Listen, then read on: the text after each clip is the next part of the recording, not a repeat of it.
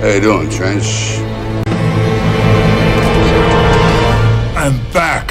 Farid said in one of his videos that he was going to try to educate brothers Al-Fadi and Dr. J. Smith about early Islamic books. Time to give these guys an education. Or am I the one who's going to educate Farid all over again?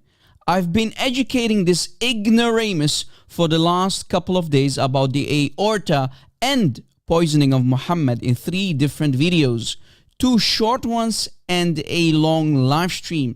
So let us see what Farid has to say more so we can educate him once more. In this video, we got Al-Fadi and J. Smith trying to educate us about the history of Muhammad, peace be upon him, and they're claiming that he never existed, and I'm going to show you how ignorant these 2 guys are and how unfamiliar they are with Islamic sources. So it says, the life of Muhammad, a translation of Ibn Ishaq's Siratul Rasulullah, which means the biography of the Prophet That's Muhammad. right, Sirat Rasulullah, exactly. That's a sirah right there. That is a lie. Yeah. This is what everybody has been taught. This is what you have been taught. I have been taught that this was written by Ibn Ishaq. Look how thick it is. Right, and the reason why people buy into it, because no one, sadly, either dares to publicly question it, or at least if they question it, they keep it to themselves and they don't bring it up out front, basically. Actually, the book in Jay's hand is by Alfred Guillaume, who was a Christian. So when Al-Fadi is saying nobody dares to publicly question it, he's being absolutely silly and he's trying to play into this whole conspiracy idea. The reason why Guillaume refers to the book as The Life of Muhammad by Muhammad bin Ishaq, it's because it's a reconstruction of the original. Wait, what do you mean the original, ya Farid? There is nothing called the original.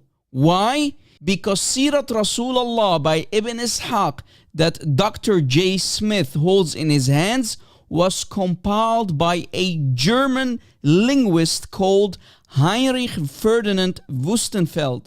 He compiled it between the years 1858 and 1860.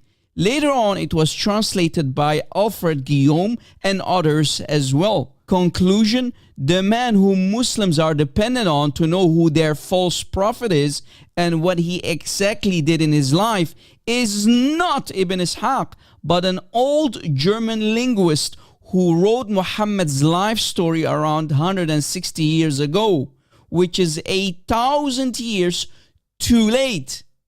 The term original and Islam in one sentence is a contradiction, or basically telling someone a very bad joke. Now Farid is going to tell us how early these sources are. Let's go, Farid. But there's another genre, and that's what we know as the sayings.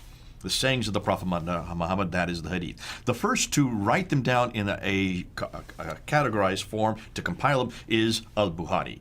Look at his dates, 870. That's absolutely incorrect. We actually have multiple works that predate al-Bukhari. We have, for example, Musannaf ibn Abi Shayba, which predates al-Bukhari. The manuscript for Musannaf ibn Abi Shayba dates to the 13th century, which is 600 years after Muhammad. So it's not that early as Farid thinks it is. And I will talk about Bukhari in the final part of this video. I got a copy of Musnad Abu Dawud al-Tayalisi right here. The extant manuscript for Musnad Abu Dawud al-Tayalisi dates to the 13th century, which is 600 years later. So again, it's not that early as Farid thinks it is. I know, it's embarrassing, right?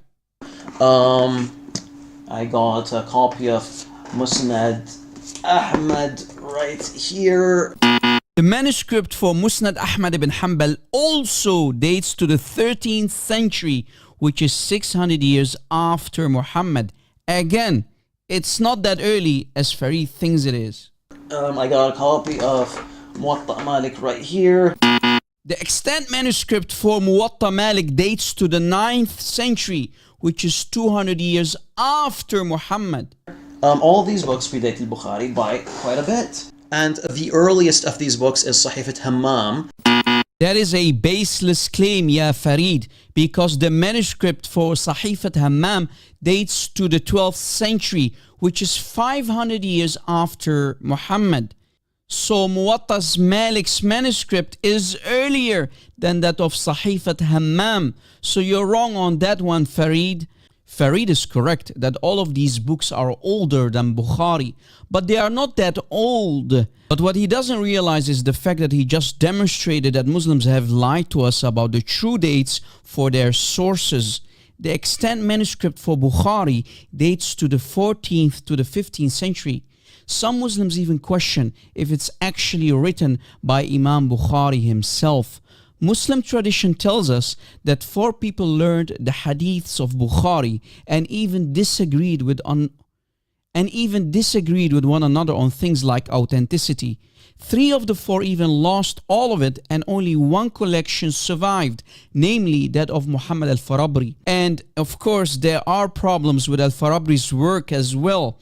In other words, there is no original, listen carefully, there is no original Sahih Bukhari to begin with. It's all a big hot mess. And the actual canonization of Bukhari's collection happened much later in the 1800s. Now, what is the conclusion here?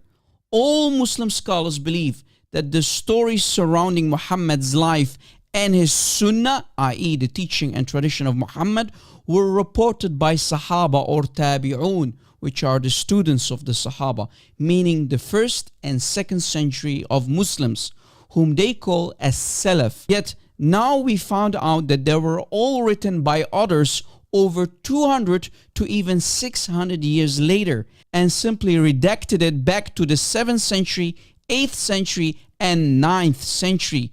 Yet they don't begin to appear until the 9th century to 15th century, thus 200 to 600 years too late.